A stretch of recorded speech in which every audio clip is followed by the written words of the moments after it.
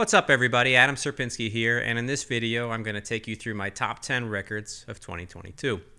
But before I do that, I want to fess up about the number one record that I omitted in last year's list, and that would be this one right here, James Brandon Lewis, the Red Lily Quintet. It wasn't on my radar. I didn't know about it. I hadn't heard it at the time I made my list. Some of you in the comments hipped me to it, and I appreciate that. This is indeed one of last year's best records. And I bring that up to say, please do the same this year. If I miss one of the best records of the year, let me know. Help educate me, and I hope I introduce you to a couple new records. Maybe you can let me know what I've been missing too. So let's dive into it. The first one I've got for this year, and by the way, these aren't in any order other than roughly the order that I received the records throughout the year. This was the first one, came out in January, Blue Note Records. Immanuel Wilkins, The Seventh Hand. Immanuel is such an exciting alto player. In fact, I'd put him as maybe the most exciting alto player since Kenny Garrett. He's got tremendous technique. He's got the fire. He's got the compositional skills, the band leading skills, really total package. And this record, it sounds so polished. It sounds like he's fully in his prime. This is the real deal. It's must have, in my opinion. The next one that I've got is Melissa Aldana, 12 Stars, and this is also on Blue Note Records. Also came out early in the year. Melissa is really coming into her own, kind of shedding the Mark Turner clone kind of criticism, and especially when she does a record that's like original music with her own band. She's really developing her own voice and sounding fantastic. So if you have not been checking out Melissa Aldana's latest work, definitely give this a listen. It is very, very good. One of my absolute favorites of the year is Joel Ross presents The Parable of the Poet. And Joel, beyond the obvious of being like kind of the vibraphone player these days, he's also becoming one of the preeminent band leaders in jazz music. I think he's got an incredible maturity when it comes to letting the music just kind of like develop at a patient pace, sustaining long sections of quiet music at a high intensity, and giving his band members a chance to like really do their thing in a great environment that brings out the best in everybody. Very impressed with Joel. When I saw him, he only had one horn player. On this record, he's got four. So he's got plenty of horns. It's like a very horn dominant record, very well recorded, great compositions. My only complaint about this record is how short the sides are. Blue Note, if you're out there, why did you split this short record into four sides? I've got to get up off the couch like every 5 minutes. I think if this couldn't have fit on two sides, it definitely could have fit on three. So no reason you have to use both sides of the vinyl if you didn't record that much music. So other than that, it's a perfect record. Next, we've finally got one that is not from Blue Note Records. Avishai Cohen, the bass player, one of my favorite composers. If you subscribe to my channel, maybe you caught that I recorded one of his tunes a month or two ago, and who knows, maybe next year I'll do another one. Big fan of his composing. I learned a lot from studying, the way he orchestrates for the trio, and he's one of the best at doing that, by the way. This is a new trio, younger players that I wasn't familiar with prior to this record coming out. But, the players are younger, but the music is more mature, and it just keeps growing and growing. So I've been a fan of his trio music for a very long time, and this is the next step, in that journey of his. And next, we've got a twofer, Mary Halvorson. This is two records in one. We've got Amaryllis and Belladonna. Beautiful, beautiful artwork, beautiful music. I'm such a fan of this artwork. D.M. Stith is the artist. And if anybody knows where I can buy art by D.M. Stith, put that in the comments. I'd love to know that. So the first record has a bit of string quartet, but it's primarily like a standard jazz instrumentation with Mary on guitar. We've got vibes, bass and drums, and a couple very, very well recorded horns. They sound so live, and there's so much humanity in the way that they've captured the horns. I should give a shout out to whoever engineered this. Chris Allen. So very well recorded. So I think I said a bit of string quartet on the first record. The second one is like all string quartet. And so it kind of gives you two similar but different views of Mary's, compositional vocabulary. She's a fantastic composer. This is a great record with a unique vibe. I hope you check it out. And I think, if I'm counting right, that's the halfway point. So I will take a quick pause for our sponsor, which is me. I'm the sponsor. And I also happen to run jazzstickers.com. So I'm just going to pause for 30 seconds here to show you what we've got over at jazzstickers.com. We have got trumpet mute stickers. This is my pedal board. We've got Please Don't Talk during the bass solo. And we have got the jazz drum set. So, I put these stickers together. I put them up on an Etsy store, which you can find by going to jazzstickers.com. And to kind of get some momentum going from this video to that store, I will throw out the code vinyl. Code vinyl. Use the code vinyl to get 50% off. So the stickers are reasonably priced anyways, but at 50% off, they're a steal. Go to jazzstickers.com, click through to Etsy, use code vinyl, 50%.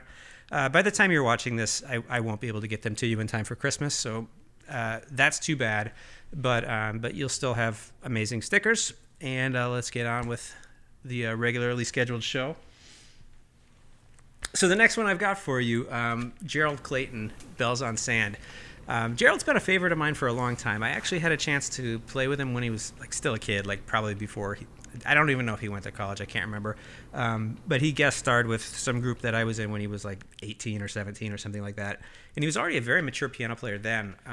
The main thing that's changed since then is his composing has grown and grown. The songs on this are fantastic, as they are on all his records, really.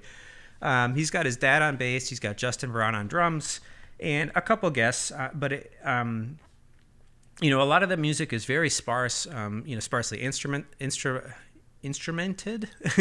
And just the way that he approaches the piano, he's very comfortable playing less than a lot of other players, letting the voices sing and breathe and leaving space. I'm a big fan of the way he approaches the piano. And so if you have not checked out Gerald Clayton, I think this is his second on Blue Note, but the other one didn't come out on vinyl, so this might be the first one that you can get on vinyl from Gerald on Blue Note. Next, this is sort of my under-the-radar pick for the year. I think, I suspect a lot of you have not heard of this record, but this is Kirk Knuffke Trio. And Kirk, if you're out there, let me know if I'm pronouncing your name right. I hope I am. So this is trumpet or cornet.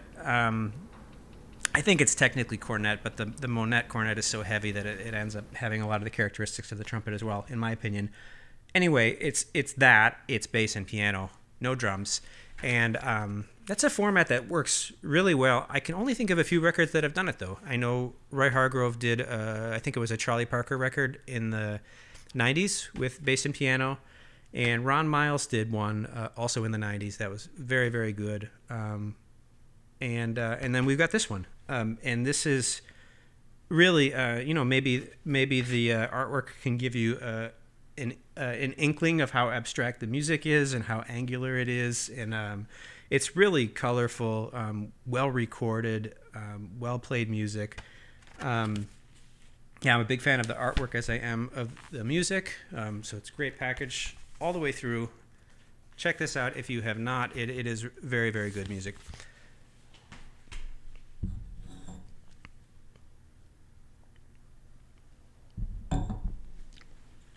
All right, next I have got the third volume of Walter Smith and Matthew Stevens' In Common project. So this is the third one, and in all cases, it's Walter and Matthew, and they write all the tunes, and then they get a different rhythm section for each edition of this. I don't know if they plan it that way for the start, or if it's just that's what happened between Volume 1 and Volume 2, and then they kept it going. But at any rate, it's been a great series. I thought the second one was phenomenal. This one is nearly as good, which I don't mean it as any backhanded compliment. This is a great record.